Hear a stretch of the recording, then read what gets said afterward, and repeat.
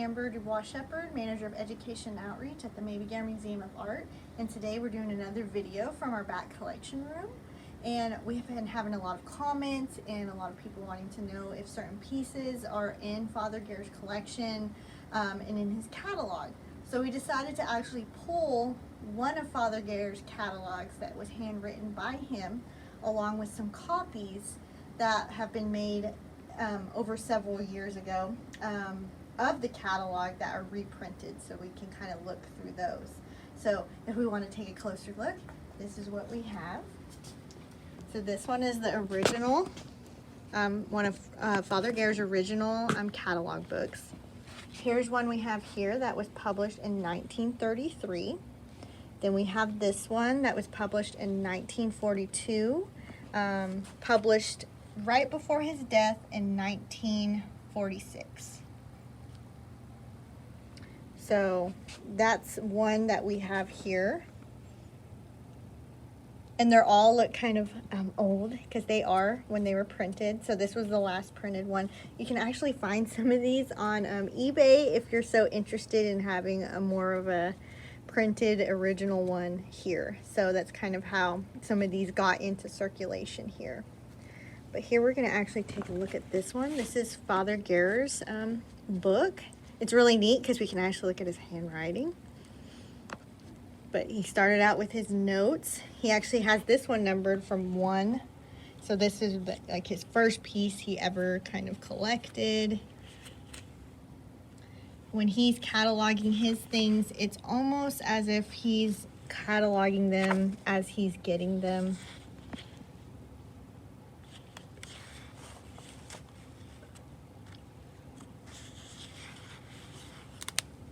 We were actually flipping through this earlier and found one. We're like, oh, we know what that one is. But this one says Egyptian Antiquities. So I'm assuming these are all different types of Egyptian pieces he had started collecting. Here it says Egyptian glass, green, yellow, and red. And then it's a gift from Mrs. John something. Can't read that last bit of cursive. But this is his catalog. Many people want to know, usually in our videos, about when something came into the catalog or if this was a part of his original collection. So we just thought we'd just be nice to bring these out and kind of show everyone what Father Gerrer, how he kind of numbered them as they came in. Today, the museum uses a numbering system that many art museums use, which is the year it was accessioned or it was obtained by the museum, the number of gift it is, so if it was a gift, and then the item number in that gift. But Father Gerrer didn't label his that way. We also have this first kind of edition of the catalog. So we have art gallery and museum, which he kind of separated the fine arts from the other artifact like art pieces. So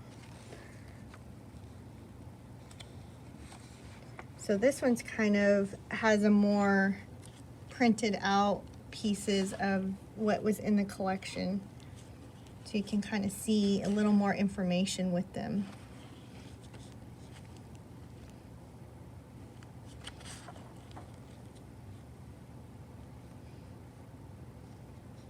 Then there's this catalog, St. Gregory's Art Gallery and Museum here. And we're just going to flip through this one. Same thing, Art Gallery and Museum, St. Gregory's. Here's the Pope again.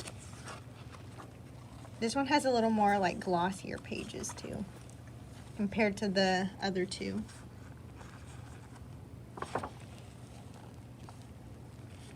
Seems like this one has a little more information, but this is just another catalog of Father Gerrer's various pieces in his own collection.